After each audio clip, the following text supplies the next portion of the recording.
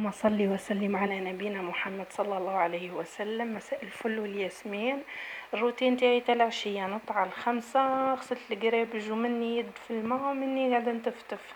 قصيت بصلة كاملة، قسمت نص بصلة حطيتها هنا مع الثوم، كترت مع قرفة وفلفل اكحل وزيت، خليتهم يتقلاو مليح مدة 5 دقائق ولا 10 دقائق. زدت الماء خليتهم يتقلاو مليح، كي قربت تنشف حطيت الماء حطيته يتغالى، ومن بعد حطيت البسباس. انا نحبو كيما بلا دجاج بلا حمص، نطيش فوقو غير العظام على الاخر، وانتوما كيما تحبوه. هي من الافضل تحطوا الحمص معاه والدجاج باه يبنى المرقه تجي بنينه، وعلى الاخر تحطوا قرنفل في الحار وتحطوا كي العظام. المهم، ودرت البطاطا قليتها مربعات صغيره كيما راكم تشوفوا.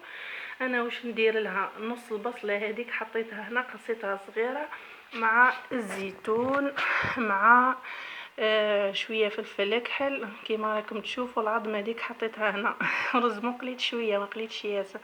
المهم ريحتها بنينه، عابالك تجي خفيفه خير من تقليوها وتخلطوا معاها العظام. انا درت زيتون ها كيما راكم تشوفوا مقصوص صغير، وبصل وفلفل اكحل وشويه زيت وملح، خليتهم يتقلاو مليح. ومن بعد حطيت البطاطا تتخلط معاها مليح وتطلق البنه، ومن بعد حطيت العظام. انا لقيت عظمه الله غالب. المهم هذا هو عشاية خفيف ظريف. المهم كعبوراتي ان شاء الله يا ربي ديما زاهيين وفرحانين وهنيين، وبأبسط التفاصيل ديروا الماكله تاعكم. انا نحب غير الحاجه الخفيفه. انا درت لهم في الليل عشاء خفيف، درت لهم في الغداء درت لهم عدس، ما حبوش ياكلوه في العشاء تعرفوا يشرطوا رجال.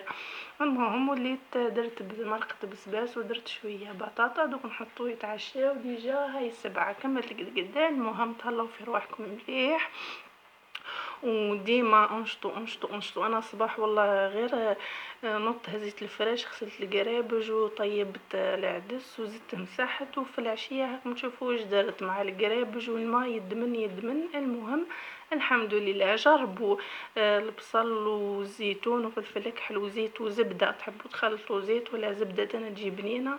والفرماج ما ندير فيها الفرماج، ما لقيت والو اليوم كلش ناقص. المهم تجي بنينه وتجي خفيفه.